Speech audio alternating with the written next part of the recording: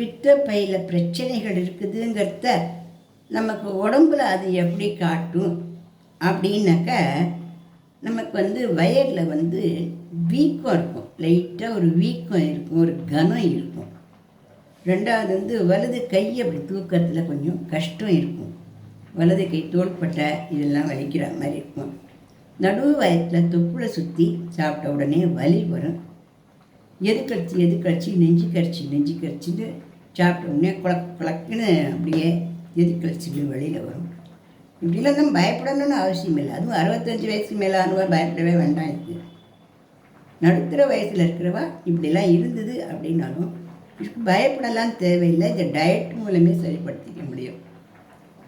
நம்ம இந்த எண்ணெய், ஃபேட்டு, கொழுப்பு இந்த மாதிரி உணவுகளை நீக்கி காய்கறிகள், கீரைகள், பழ வகைகள் இந்த மாதிரி நிறைய தண்ணி குடிக்கிறது, இந்த மாதிரி பண்ணியே இதை சரிப்படுத்திக்க முடியும்.